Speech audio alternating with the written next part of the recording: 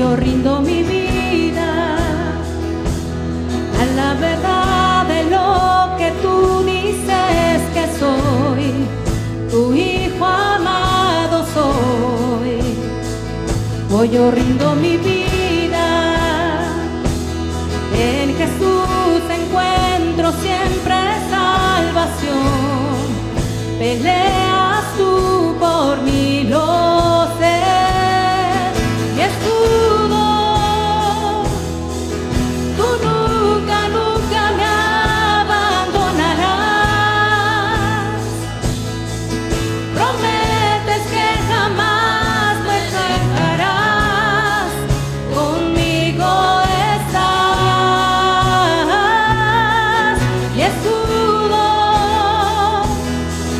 bajo tu sombra me esconderás. Me cubre tu presencia y tu paz, eres mi canción, mi escudo.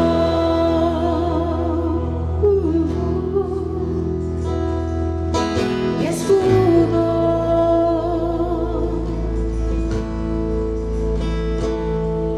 No hay armas que en contra de mí prospere, ni niebla, ni miedo que a mí me atormente.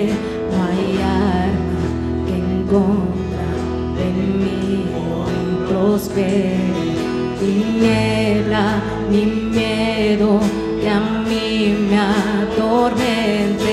Poder y dominio solo a tu nombre, mi fuerza, refugio, mi ayuda, mi Cristo. Poder y dominio solo a tu nombre, mi fuerza, refugio, mi ayuda, mi Cristo. Mi escudo, tú nunca, nunca me abandonarás. Prometes que jamás me dejarás, conmigo estás. Mi escudo, bajo tu sombra me esconderás. Me cubre tu presencia y tu paz, eres mi canción, mi escudo.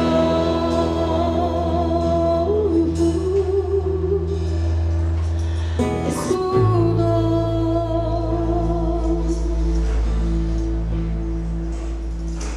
Mi escudo.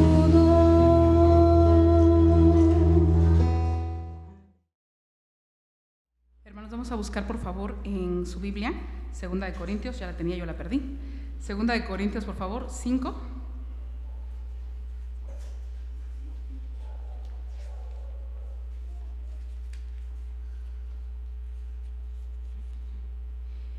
Y cuando la encuentren, nos ponemos de pie y vamos a leer del 1 al 10.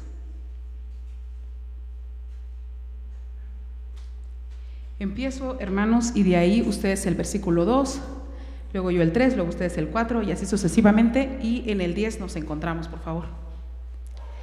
De hecho, sabemos que si esta tienda de campaña en que vivimos se deshace, tenemos de Dios un edificio, una casa eterna en el cielo, no construida por manos humanas. Mientras tanto, suspiramos, anhelando ser revestidos de nuestra morada celestial. Porque cuando seamos revestidos, no se nos hallará desnudos. Suspirando y agobiados, pues no deseamos ser desvestidos, sino revestidos, para que lo mortal sea absorbido por la vida. Es Dios quien nos ha hecho para este fin y nos ha dado su Espíritu como garantía de sus promesas. Por eso mantenemos siempre la confianza, aunque sabemos que mientras vivamos en este cuerpo, estaremos alejados del Señor. Vivimos por fe, no por vista.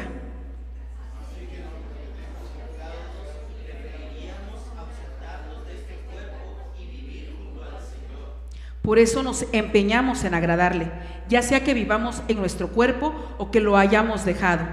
Porque es necesario que todos comparezcamos ante el tribunal de Cristo, para que cada uno reciba lo que le corresponda, según lo bueno o malo que haya hecho mientras vivió en el cuerpo. Damos gracias a Dios por su palabra y vamos a hacer una oración para después, por favor, invitar al pastor Mac a que nos ayude con la prédica. Padre, Señor, ministra nuestros corazones, enséñanos a nuestras conciencias.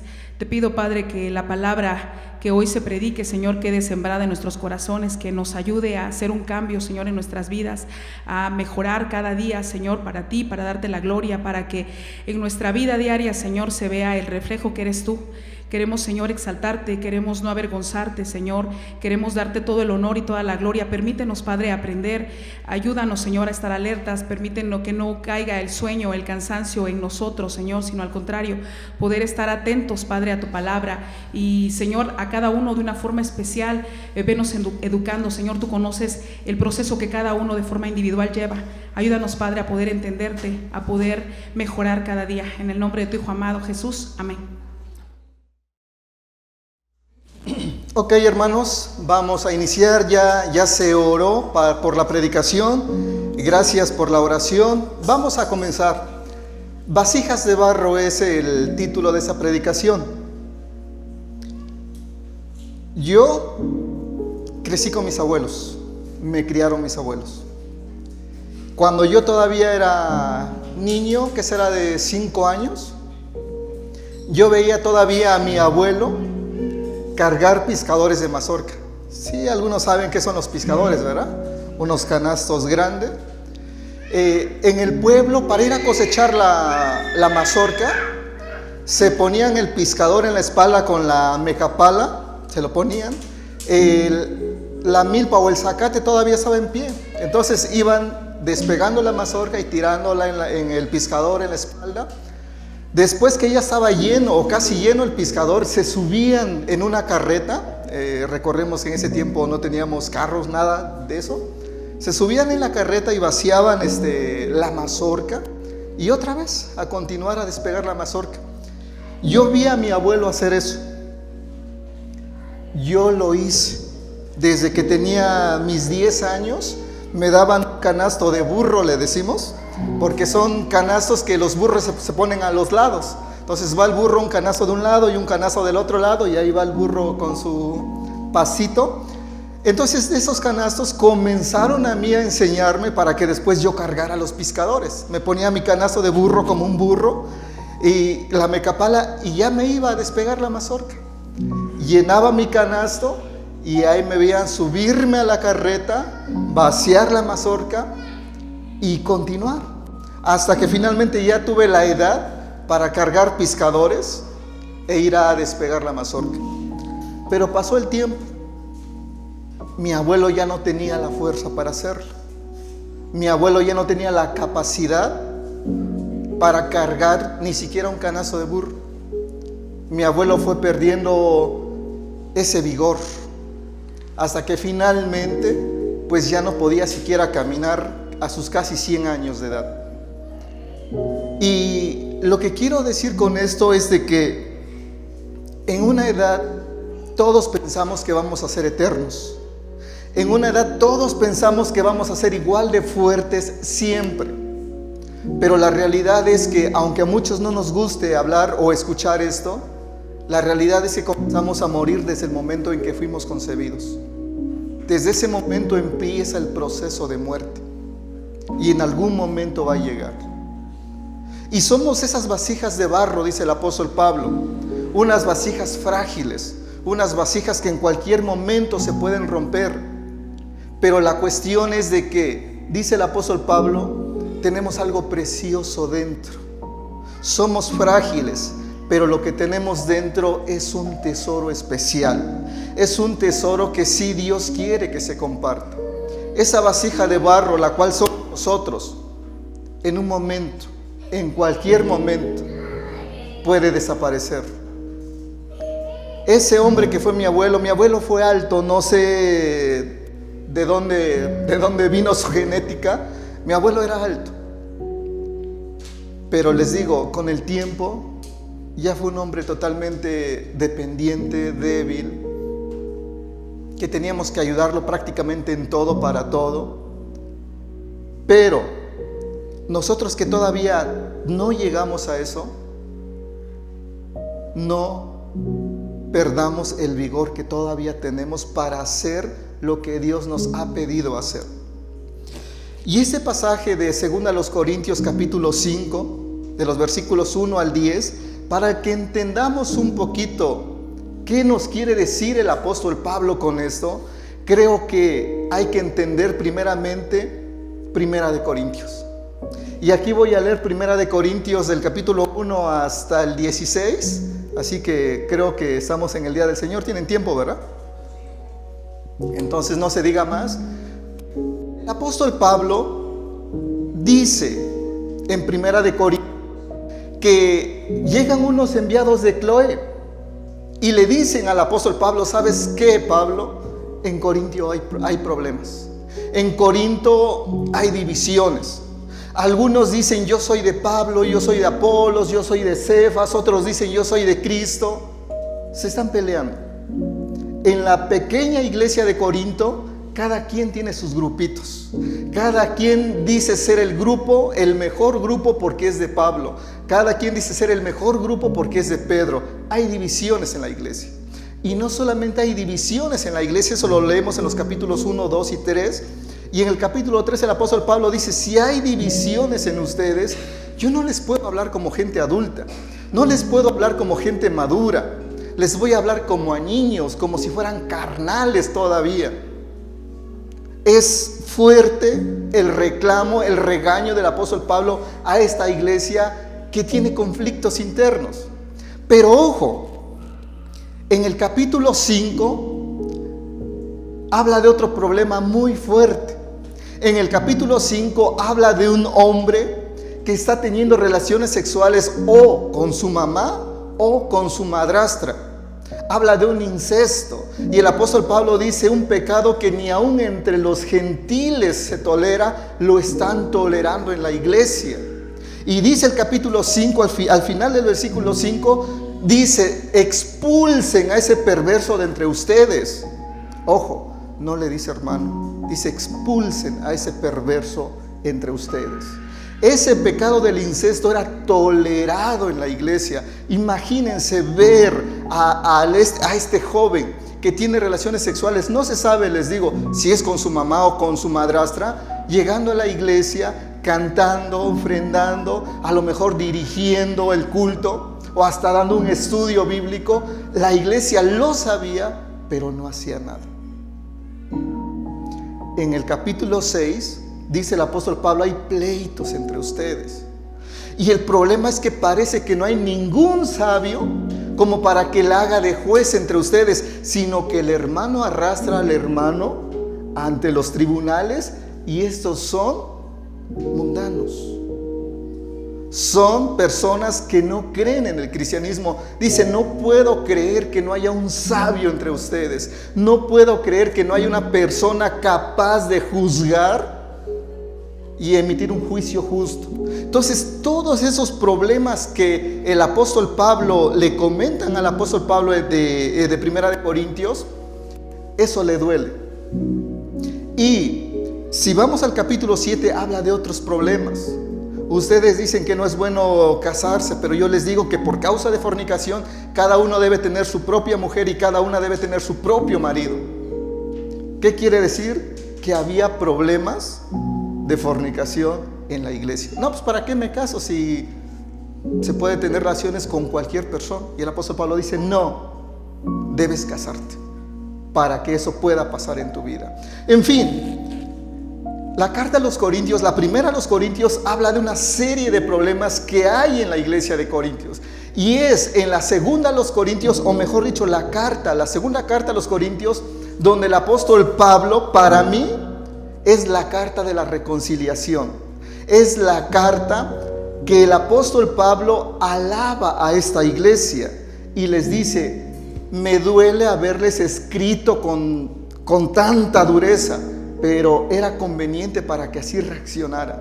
Si leemos, por ejemplo, el capítulo 2 de Primera de los Corintios, de Segunda de los Corintios, perdón, capítulo 2. Miren, versículo 3 dice: les escribí, haciendo referencia a Primera Corintios, dice: les escribí como lo hice, para que al llegar yo, los que debían alegrarme no me causaran tristeza. Estaba confiado de que todos ustedes harían suya mi alegría. Versículo 4: les escribí con gran tristeza y angustia de corazón, y con muchas lágrimas, no para entristecerlos, sino para darles a conocer la profundidad del amor que les tengo. Y el versículo 5 está la respuesta de lo que sucedió en el capítulo 5 de Primera de los Corintios. Dice: si alguno ha causado tristeza, no me la ha causado solo a mí, hasta cierto punto, y lo digo para no exagerar, sino se la ha causado a todos ustedes. Para él, chequen esto, para él, ¿para quién? Para el que estaba teniendo o cometiendo incesto con su madrastra o con su mamá. Para él, que según entendemos, lo había disciplinado la iglesia, lo había castigado la iglesia. Y parece ser que este joven se arrepintió. Parece ser que este joven de verdad entendió el castigo, se arrepintió, y por eso el apóstol Pablo dice: para él es suficiente el castigo que le impuso la mayoría. O sea, se arrepintió. Y entonces dice el apóstol Pablo: ya no lo castiguen más. Versículo 7 dice: más bien deberían perdonarlo y consolarlo, para que no sea consumido por la excesiva tristeza. Vemos a un joven que se arrepiente. Vemos a una iglesia que castiga no para humillar, castiga para corregir. Una iglesia que castiga para reconciliar. Una iglesia que castiga para que la persona que ha pecado encuentre el perdón de Dios. Entonces dice el apóstol Pablo: para él ya basta de tanto castigo, perdónenlo, ámenlo. Y si algunos han perdonado, dice el apóstol Pablo, yo también lo he perdonado. Entonces es el capítulo Segunda a los Corintios donde habla del perdón. Para mí es la carta de la reconciliación. Bien, entonces en el capítulo 3 el apóstol Pablo dice algo muy interesante. En el capítulo 3 versículo 5, desde el versículo 4 dice: esta es la confianza que delante de Dios tenemos por medio de Cristo. No es que nos consideremos competentes a nosotros mismos, nuestra capacidad viene de Dios. Es decir, cuando hubo ese perdón, cuando hubo esa restauración, dice el apóstol Pablo, no es que nosotros seamos competentes, no es que nosotros seamos inteligentes. Esa capacidad de reconciliar, esa capacidad de perdonar viene de Dios, no de nosotros. Porque al final de cuentas, Dios, ¿qué quiere de su iglesia? Una iglesia restaurada, una iglesia que ame, una iglesia que perdone, una iglesia que reconcilie. Ese es el trabajo de la iglesia, y ese es el trabajo que todos nosotros tenemos que hacer. Pero ojo, dice versículo 7 del mismo capítulo 3, digo para que entendamos un poquito lo que vamos a explicar en 2 Corintios 5. Dice: el ministerio que causa muerte, 2 Corintios 3, 7, el ministerio que causa muerte es el que estaba grabado con letras en piedra, que fue tan glorioso que los israelitas no podían mirar la cara de Moisés debido a la gloria que se reflejaba en su rostro, la cual ya se estaba extinguiendo. Versículo 8, pues bien, si aquel ministerio fue así, ¿no será todavía más glorioso el ministerio del Espíritu? O sea, el ministerio de perdonar, de reconciliar y todo eso. Dice versículo 9, si es glorioso el ministerio que trae condenación, ¿cuánto más glorioso será el ministerio que trae la justicia? Pero miren capítulo 4 versículo 1, dice: por esto, ya que por la misericordia de Dios, ¿qué cosa? ¿Quiénes tienen ese ministerio de justicia, del Espíritu, de reconciliación? Tenemos, dice el apóstol Pablo. Entonces, ¿qué quiere decir esto? Que la iglesia tiene la responsabilidad de restaurar. La iglesia tiene la responsabilidad de reconciliar a los hermanos. La iglesia tiene el ministerio de perdonar a los hermanos. De hecho, si ustedes leen 2 Corintios 5, 18 y 19, dice el apóstol Pablo: y a nosotros se nos ha dado el ministerio de la reconciliación. Y como si Dios rogara por medio de nosotros, les exhortamos: por favor, reconcíliense con Dios.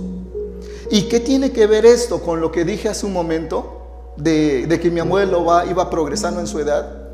Dice el apóstol Pablo, y aquí ya entramos en tema, capítulo 4, versículo 16, dice: por tanto, no nos desanimamos, al contrario, aunque por fuera, ¿qué cosa?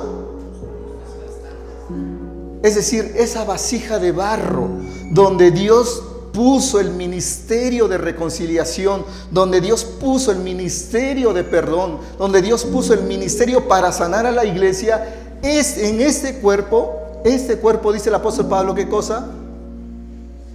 Se va desgastando. Lo que quiere decir es que tenemos un tiempo limitado para hacer que la iglesia sea el reflejo fiel de Cristo. No somos eternos. Este cuerpo se va desgastando y va a llegar un día en que ya no tengamos fuerzas. Va a llegar un día en que ya no podamos hacer grandes cosas. Y en ese tiempo, tal vez muchos van a querer hacer lo que no pudieron hacer cuando hoy tienen chance de hacerlo, cuando hoy tienen tiempo, cuando hoy tienen fuerzas para hacer que la iglesia sea una iglesia que de verdad muestre el amor y el perdón de Dios. Cuando leemos el Evangelio de San Juan capítulo 13 versículos 34 y 35, dice: un mandamiento nuevo les doy, que se amen unos a otros. Luego dice: y en esto todos se darán cuenta que son mis discípulos, si se aman unos a otros. ¿Qué es lo que debe reflejar la iglesia? El amor, pero un amor que de verdad, los que somos papás creo que lo entendemos bien. Cuando nuestros hijos hacen algo incorrecto, sí los castigamos, pero no los castigamos porque quiero humillarlo. Lo castigo ¿por qué? Porque quiero que recapacite, porque quiero que haga las cosas bien, porque quiero que haga las cosas correctamente. Entonces, versículo 16 del capítulo 4 dice: por tanto, no nos desanimamos, al contrario, aunque por fuera nos vamos desgastando, por dentro nos vamos renovando día tras día. ¿Qué entendemos con eso de que sí, mi cuerpo se está desgastando? Y de verdad todos los días. Por eso cuando cumplimos años, por lo regular digo, no es un año más, es un año menos. Y la realidad es que tenemos un año menos para hacer lo que tenemos que hacer. Y cada día que pasa no es un día más, es un día menos que nos queda para hacer lo que tenemos que hacer. Y tenemos que hacerlo bien, tenemos que hacerlo para Dios. Entonces, versículo 16, ¿qué dice? ¿Qué quiere decir que eso de que nos vamos renovando día tras día el interior? Si nos vamos poniendo viejitos, y eso es un hecho, nos vamos poniendo viejitos, ¿qué se supone que debe pasar en nuestro interior?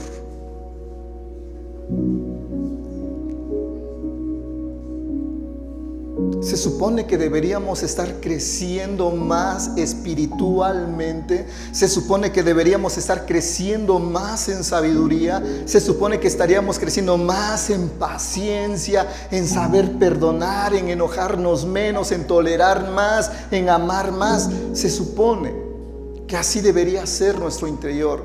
Y creo yo, por eso les digo a algunas personas que entre más tiempo llevemos en el cristianismo, más deberíamos reflejar el amor de Dios. Más deberíamos reflejar la gracia de Dios en nosotros. Por eso digo que si salimos, por ejemplo, en mi caso del pueblo hace 5 o 10 años y me dicen: ¿te ves o eres igualito que antes? No, ya estás más arrugado, pero eres igualito que antes. Entonces reflexionemos, tal vez no ha habido un cambio en mi vida. Si sigo siendo el mismo mal hablado de siempre, si sigo siendo el mismo grosero de siempre, si sigo siendo lo que fui hace 5 años y después de 5 años me dicen que soy igualito, algo anda mal en mi vida. no me estoy renovando día tras día en las cosas de Dios. Sí, no sé a cuántos les preocupa las arrugas. Hace un tiempo a una amiga se rió y le salieron ¿cómo dicen? Sus patitas de gallo, ¿no? Y se lo comenté, le dije, mira, ya se te arruga aquí tus ojitos. Pasó como una semana, su hermana me dijo, ¿qué le dijiste a mi hermana? Nada. ¿Por qué? Porque se compró un montón de cremas antiarrugas, que se compró no sé qué tantas cosas, que está preocupada porque ya le salen las patitas de gallo. Yo no dije nada. El problema es que no queremos envejecer. El problema es que nos asusta envejecer. Pero dice el apóstol Pablo, y la ciencia y la vida nos demuestra que vamos a envejecer y estamos envejeciendo. Pero ¿qué tanto estamos madurando? Esta frase de Luis Gabriel César Insunza, ya os dije aquí y lo vuelvo a repetir. Él decía, en las iglesias por lo regular todos estamos envejeciendo, pero muy pocos están madurando. Y qué padre fuera de que todos fuéramos envejeciendo, pero a la par fuéramos madurando en las cosas de Dios. Qué padre sería de que entre más envejezcamos, más sabiduría tengamos para manejar las cosas de la vida, más inteligentes seamos para saber cómo comportarnos ante cualquier circunstancia de la vida. Qué bonito sería envejecer con más sabiduría, con más amor, con más inteligencia. De verdad, qué bonito sería. No se preocupe, porque todos estamos envejeciendo. Yo también, aunque me digan que me veo como de 30. Sé que lo hacen nada más para darme ánimos, pero el pastor Raúl y sabemos que después de los 45 ya, no, todavía no tiene 45. Yo ya voy para allá. Entonces, hermanos, versículo 17 dice, pues los sufrimientos ligeros y efímeros que ahora padecemos producen una gloria eterna que vale muchísimo más que todo sufrimiento.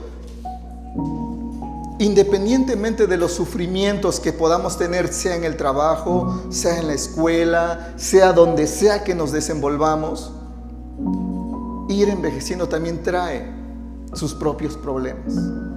Ir envejeciendo también trae sus complicaciones. Por eso les digo, ¿por qué no mejor aprovechar ahora que todavía tenemos fuerza, tenemos capacidad para hacer lo que tenemos que hacer? No sé cuántos jubilados hay aquí, pero díganme si no pasa eso. Llega un momento determinado en tu trabajo en que te dicen, no te dicen así, pero prácticamente dicen, ya no la haces, ya vete a descansar mejor. Ya, o sea, ya diste lo que tenías que dar, ve a descansar, ya. Y imagínense, en el ministerio no llega un día en que nos dicen, ve a descansar, pero el cuerpo nos va a decir, ya no puedo. Un tío, ya está grande, dijo una frase que me gustó mucho. Él ya no puede, por su edad ya no puede hacer muchas cosas. En una ocasión él quiso bajarse de la carreta de un salto, se cayó. Y él dijo, mi cabeza me decía que sí puedo, pero mi cuerpo contestó, no es cierto, ya no puedes. Y es verdad, o sea, nuestra cabeza tal vez puede decir, sí puedo hacer esto. El cuerpo te va a decir, no es cierto, no es cierto. Entonces, aprendamos a crecer con sabiduría, o mejor dicho, aprendamos a envejecer con sabiduría, aprendamos a envejecer con inteligencia, porque como les dije hace un momento, cuando somos jóvenes pensamos que no va a llegar eso.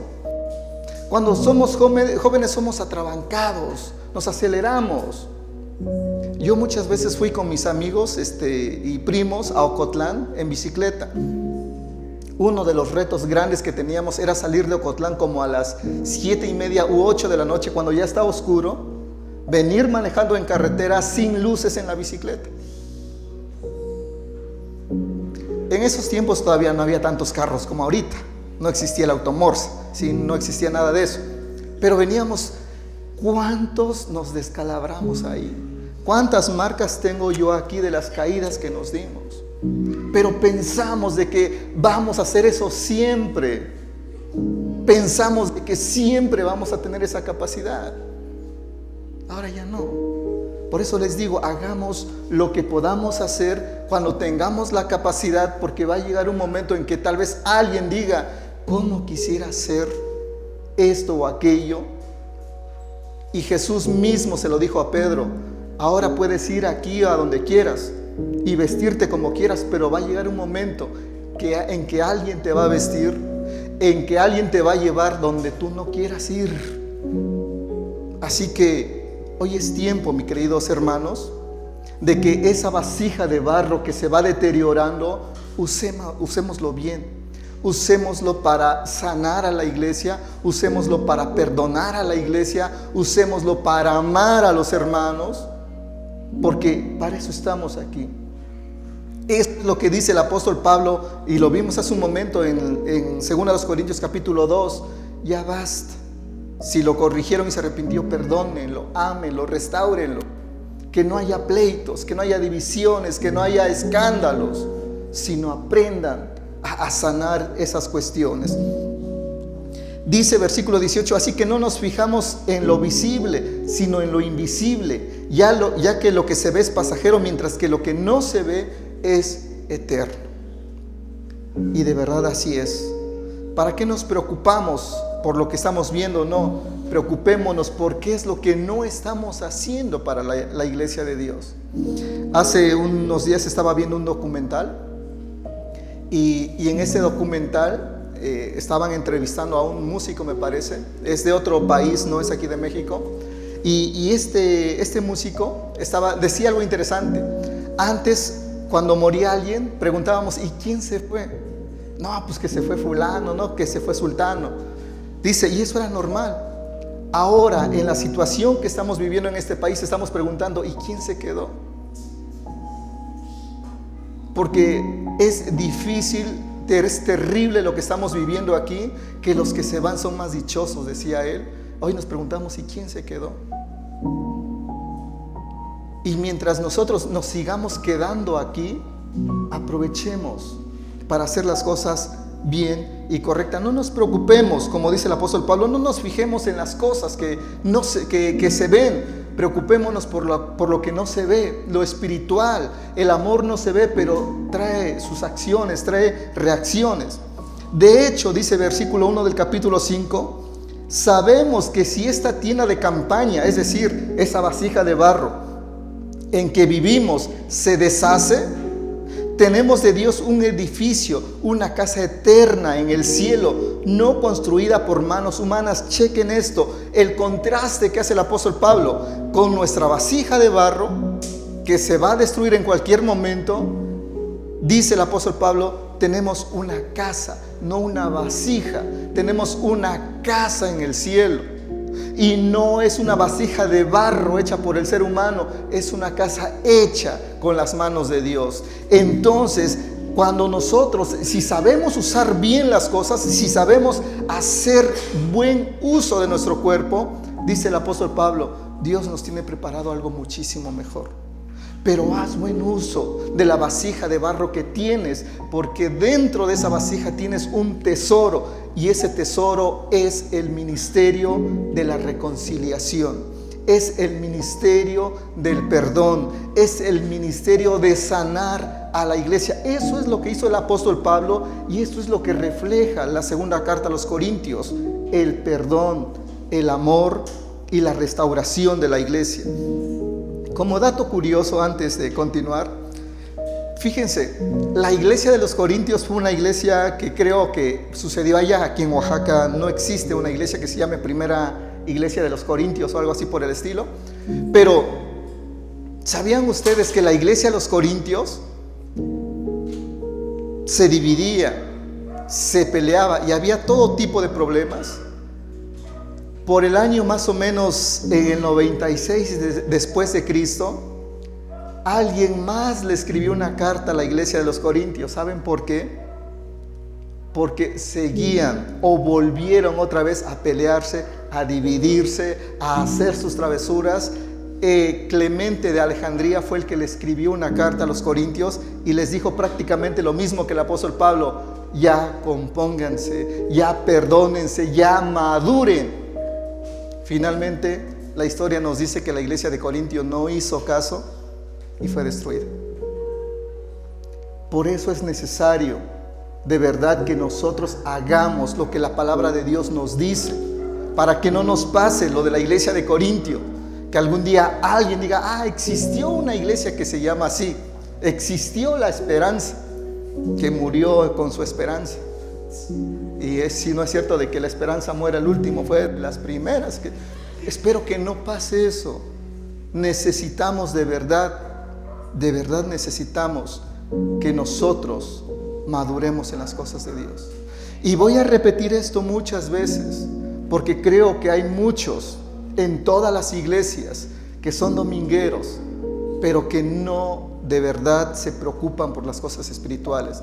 Les gusta ir a la iglesia. Tengo un primo, hace muchos años, él iba a una iglesia donde la música es muy movida, y Pente, ya saben, donde se danza y todo. Pero él me dijo en una ocasión: yo voy nada más por la música. Y es cierto, cuando comenzaba la predicación se iba, porque dice: yo me voy por la música, porque está buena, porque está movida, pero eso de la predicación, para tontos. De verdad, así me decís, para tontos. La música está buena. Él iba nada más prácticamente a bailar, ¿sí? Después se regresaba. Hay muchos que tal vez vienen a la iglesia por algo que les guste, pero creo que lo que te debería gustar es Dios. Creo que lo que te debería de gustar es lo que hizo Cristo por ti, es que dio su vida por ti. Eso es lo que te debería enamorar, y eso es lo que te debería traer a la iglesia, no porque alguien te cae bien o no porque algo nada más de la iglesia te guste. Si no es Cristo lo que te trae y atrae, debería ser lo que de verdad te enamora, no cualquier cosa. ¿Sale? O como dijeran, amén. Se escucha mejor, ¿no? De hecho, sabemos que si esta tienda de campaña en que vivimos se deshace, y se va a deshacer, tenemos de Dios un edificio, una casa eterna en los cielos, no construida por manos humanas. Versículo 2: mientras tanto, suspiramos anhelando ser revestidos de nuestra morada celestial. Pregunta: ¿cuántos de verdad están anhelando con suspiros ser revestidos de su morada celestial? En otras palabras, ¿cuántos de verdad quieren morir? Hay una frase que dice: muchos quieren ir al cielo, pero nadie quiere morir. Y aquí el apóstol Pablo dice: estamos anhelando ser revestidos de nuestra morada celestial. O sea, ¿cómo quisiera ya estar en la presencia de Dios? ¿Cómo quisiera ya estar en la presencia de Cristo? O sea, el apóstol Pablo estaba, ¿cómo puedo decir?, deseoso, pues prácticamente de eso. En Filipenses 1, 21 y 22 dice que mientras estamos ausentes del Señor, estamos presentes en este cuerpo, pero cuando vamos a estar ausentes de este cuerpo, ¿qué cosa? Estaremos presentes como el Señor. Y dice el apóstol Pablo, lo cual es muchísimo mejor. O sea, para el apóstol Pablo, morir para estar en la presencia de Dios, ¿qué cosa? Dice, es muchísimo mejor. Por eso les digo, ¿cuántos de verdad dicen, uy, sí, yo ya quiero, porque ya quiero estar con Dios? Ay, ¿verdad? Por eso les digo, no nos gusta escuchar eso. No, es más, si alguien dice es que murió fulanito, escupe esa palabra de tu boca, no hables esas cosas. No, o sea, pero díganme, si no es lo que pasa todos los días. Estadísticamente hablando, todos los días hay muertos. Entonces, hermanos, dice el apóstol Pablo, anhelamos ser revestidos de lo espiritual, anhelamos ser revestidos con nuestra morada celestial. Pero en Filipenses 1 dice, pero por causa de ustedes prefiero estar aquí. Es decir, por causa de ustedes prefiero seguir vivo, porque tengo que enseñarles todavía más cosas. Por causa de ustedes me es necesario prácticamente seguir en el cuerpo para seguir enseñándoles, para seguir instruyéndoles, para seguir o hacerles crecer en el conocimiento de Dios. Por causa de ustedes, porque si no fuera por ustedes, Yo ya desde cuándo, ¿sí? Entonces, veo por lo que acaban de decir que nadie quiere ser revestido de lo espiritual. Está bien. Mientras sigamos, mientras tanto, pongamos en práctica eso, hermanos. Sanidad, restauración, amor, perdón, ¿qué es lo que debería caracterizar a la iglesia de Cristo? ¿Qué es lo que la gente debería ver en nuestras vidas? Como un fiel reflejo del amor de Cristo. Dice versículo 3, porque cuando seamos revestidos, no se nos hallará desnudos. Es decir, cuando seamos revestidos de lo espiritual, de lo eterno, este cuerpo no pasa nada. O sea, este cuerpo queda ¿qué? Destruido, pero va a ser resucitado. Recordemos que vamos a ser resucitados con Cristo, ¿sale? Versículo 4 dice, realmente vivimos en esta tienda de campaña. Chequen las palabras que utiliza el apóstol Pablo: suspirando y agobiados, pues no deseamos ser desvestidos, sino revestidos, para que lo mortal sea absorbido por la vida. Para mí la hermosa canción de Dios nunca muere nos lo dice.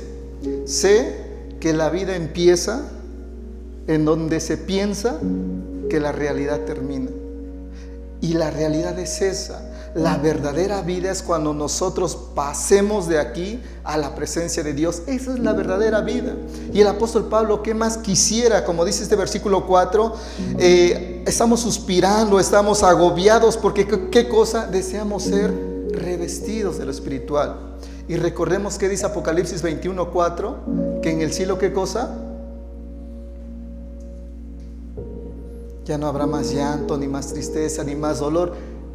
Entonces, ¿por qué muchos no quieren morir si aquí puro llanto, tristeza y dolor? Y allá pura pachanga. Pero nos gusta la mala vida a veces, yo creo, ¿no? No es que nos matemos, pero seamos conscientes de que vamos a estar en la presencia de Cristo. Y el versículo 10 lo dice. Pero dice el versículo 10 que vamos a ser juzgados, ¿qué cosa? Para ser juzgados conforme a lo que hicimos mientras estábamos en este cuerpo. Ojo, en el versículo 10 habla de que vamos a ser juzgados, no por Dios. Dios va a juzgar a los que van a ser condenados. Cristo va a juzgar ¿a quién? A los salvos. Pero ¿sabes qué? Nos va a juzgar de acuerdo a lo que hicimos mientras estuvimos en este cuerpo. ¿Y qué es lo que nos está pidiendo que hagamos mientras estamos en este cuerpo? Amar, reconciliar, perdonar. Y la pregunta es, cuando lleguemos ante el tribunal de Cristo, Dios nos va a decir: buen siervo, supiste reconciliar a tus hermanos, supiste perdonar a tus hermanos, supiste amar al que te caía mal también. ¿Cómo seremos juzgados en ese día? Si hoy fuéramos revestidos de lo espiritual, Dios nos diría: buen siervo, hiciste lo que según a los Corintios dijo que hicieras. ¿O qué te va a decir Dios? Recordemos que ahí no vamos a hacer, no perdemos salvación ahí, sino que se nos va a juzgar de acuerdo a lo que hicimos. ¿Cómo creen que hoy saldrían del tribunal de Cristo si hoy estuviéramos compareciendo ante Él? ¿Qué palabras Dios nos diría? ¿Qué palabras Cristo nos diría? Bien, buen siervo, hazte a un lado porque no lo hiciste lo que tenías que hacer. Pero antes de llegar a eso, vamos al versículo 5 que dice: es Dios quien nos ha hecho para este fin. ¿Para qué fin nos ha hecho Dios? Platiquen, hermanos. Me gusta que platiquen. Me gusta hacer preguntas y me gusta que pregunten también. ¿Para qué fin nos hizo Dios? ¿Qué es lo que dice el versículo anterior?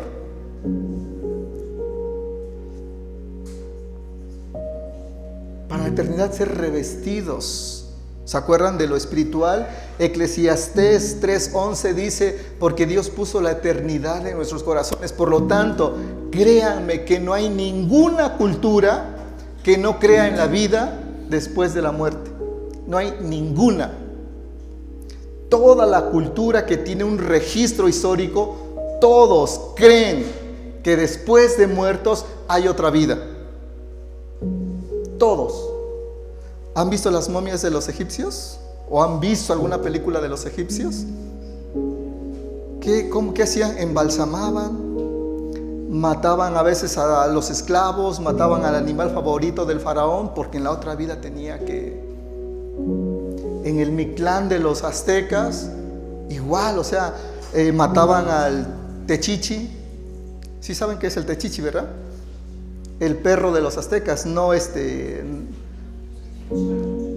no, es el Xoloitzcuintle, es otro. El techichi es el comestible, el que se comían. De hecho, los españoles se lo acabaron. No, de verdad, o sea, históricamente no, en serio, los españoles se lo acabaron. O sea, ellos extinguieron a los techichis, que era el perro comestible de los aztecas.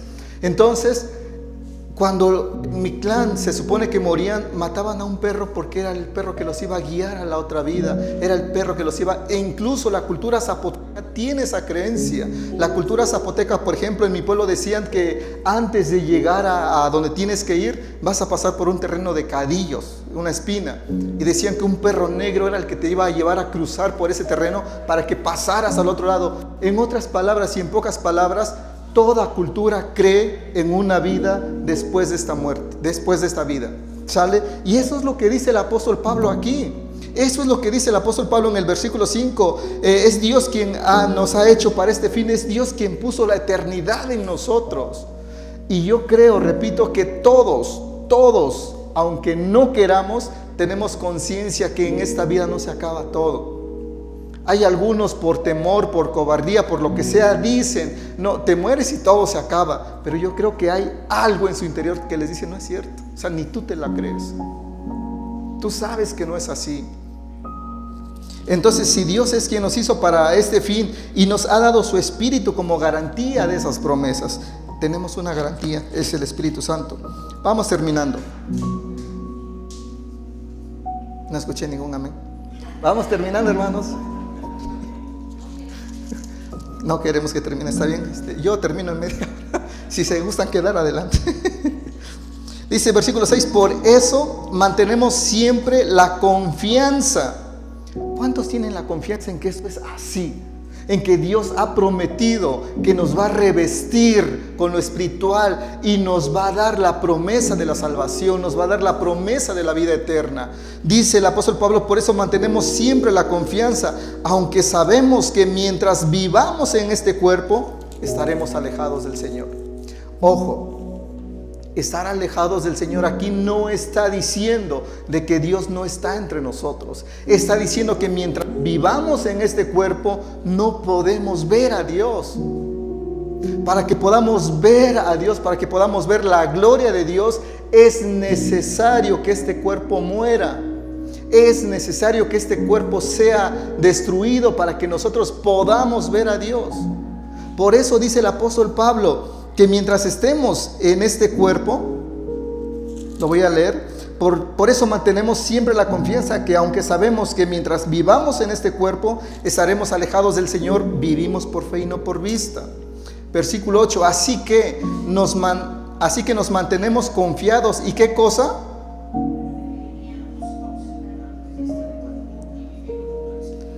Preferiríamos, ¿qué cosa? Ausentarnos del cuerpo.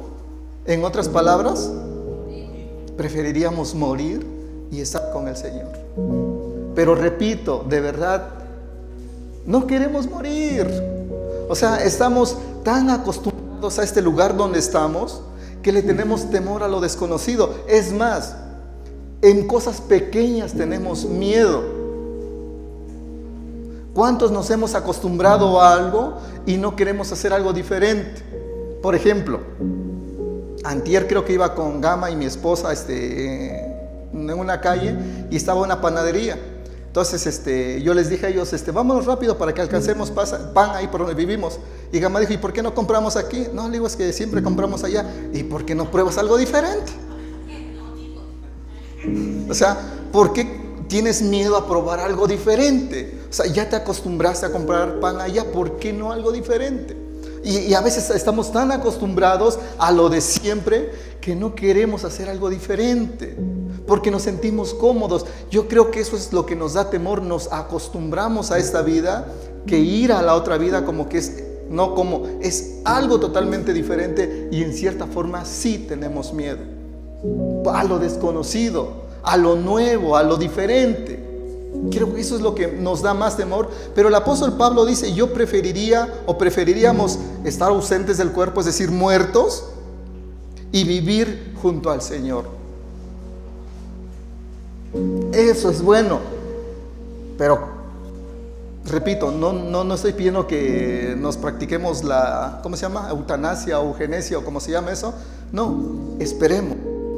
Pero mientras sigamos confiados en que Dios tiene el control, pero mientras tengas fuerzas, mientras tengas capacidad, por favor, haz lo que Dios te mandó a hacer. Haz lo que Dios te ordenó hacer.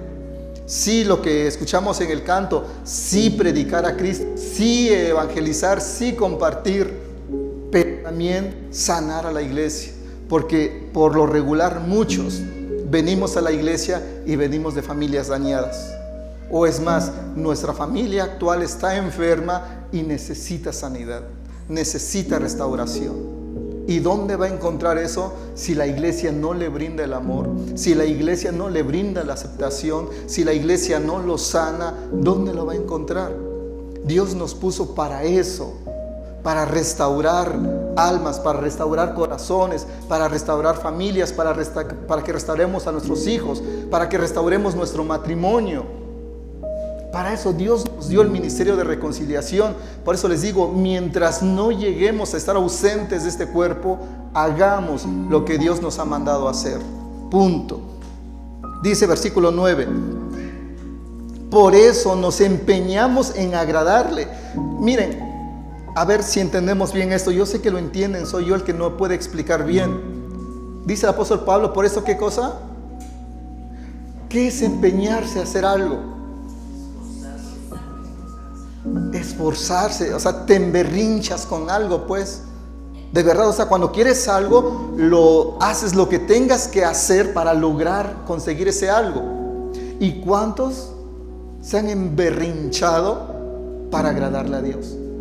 No, es que yo quiero agradarle y voy a agradarle, y no sé qué tengo que dejar con tal de agradarle, y no sé qué tengo que terminar con tal de agradarle, porque yo me emberrinché con el Señor. A veces estamos más como por, ándale, ve a la iglesia. Ay, nada más porque me dijo, bueno, voy el domingo. Nada más el domingo, porque después me desaparezco 3 y voy hasta el otro. ¿Sí? Nos empeñamos, dice el apóstol Pablo, en agradarle. No sé cuántos, repito, se han empeñado en agradar a Dios. Yo creo que el vivo ejemplo es el apóstol Pablo. ¿Qué no sufrió?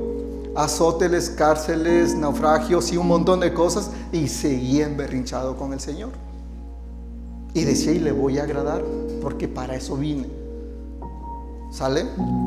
Entonces, por eso nos empeñamos en agradarle, ya sea que vivimos en nuestro cuerpo o que lo hayamos dejado. En otras palabras, mientras estamos acá, voy a hacer lo posible por agradarle a Dios. Y yo creo que allá va a ser más fácil, porque allá no va a haber estorbos, porque allá no va a haber pecado, porque allá no va a haber un distractor. Allá voy a estar en la presencia de Dios. Creo yo, no hay nada que me va a impedir alabarle, no va a haber nada que me va a impedir adorarle. Así que mientras estamos en este cuerpo, hagamos lo que tengamos que hacer, empeñémonos por agradarle. Digo, no sé cuántos se están empeñando por agradarle, pero si no lo estamos haciendo, yo creo que todavía tenemos chance de agradarlo, mientras esta vasija de barro todavía no está muy deteriorado, ¿sale? Mientras todavía tengamos chance, empeñémonos en agradarle, empeñémonos en dar lo mejor de nosotros, porque no sabemos el día en que nos vayamos. No sé cuántos leyeron el libro o vieron la película La Cabaña. Háganlo y vean cómo le pasó a Mac. En un momento perdió a su niña, y después pues está todo el proceso que lleva. Pero en un momento, en un abrir y cerrar de ojos, podemos perder algo, podemos irnos nosotros, y si no es hoy, cuando yo me empeñe en agradarle al Señor, ¿cuándo va a ser? Porque somos muy buenos para, ¿cómo se le llama eso? La resiliencia, ¿cómo es eso? De que lo de posponer para mañana, es hoy. Somos los cristianos del mañana, es hoy. Porque es necesario que todos comparezcamos ante el tribunal de Cristo. Todos los que somos salvos vamos a comparecer ante el tribunal de Cristo, para que cada uno reciba lo que le corresponda, según lo bueno o lo malo que haya hecho. ¿Qué cosa? Mientras vivió en esa vasija de barro. Todavía tenemos chance. Yo creo que los que estamos aquí de verdad no tenemos todavía 95 años. En otras palabras, todavía tenemos capacidades, todavía tenemos fuerza, todavía tenemos mucho vigor. Tendremos algún problema, alguna enfermedad, pero no nos tiene postrados en cama. Así que mientras no estemos postrados en cama, o mientras no tengamos todavía 100 años, empeñémonos en agradar al Señor. Empeñémonos en sanar a los hermanos, empeñémonos en reconciliar a los hermanos, empeñémonos en amarnos y ayudarnos a crecer mutuamente hasta que todos lleguemos a la estatura de Cristo, porque esa es nuestra responsabilidad, que nos ayudemos unos a otros. ¿Vale? Vamos a orar, y de verdad espero que pues hagamos lo que la palabra dice, no lo que yo digo. Que Dios nos ayude a ser cada vez mejores, más maduros y más fuertes en las cosas de Dios. Oremos. Padre Santo que estás en el cielo, gracias te doy por tus cuidados, tus bendiciones. Ayúdanos, como dice tu palabra, Señor, que mientras estemos en esta vasija de barro tenemos un tesoro especial, tenemos un gran tesoro. Es el tesoro de la reconciliación, el tesoro del perdón, el tesoro del amor. Mientras sigamos en esta vasija de barro, necesitamos, Señor, poner en práctica lo que has puesto en nosotros para ir creciendo cada día, para ir madurando cada día, para fortalecer a tu iglesia, para que mientras en este cuerpo, Señor, hagamos tu voluntad, hagamos lo que tú quieres, no tanto lo que nosotros pensamos que es mejor hacer para nosotros mismos. Ayúdanos a hacer tu voluntad, Señor. A veces pensamos que no es lo que nos agrada, pero al final de cuentas es lo mejor para nosotros. Te doy gracias por todo, te doy gracias por Esperanza, esta iglesia Bautista Esperanza, y dejo a cada uno de ellos en tus benditas manos, Señor. Gracias por sus vidas en Cristo, tu Hijo amado. Te lo pido y te lo ruego. Amén y amén.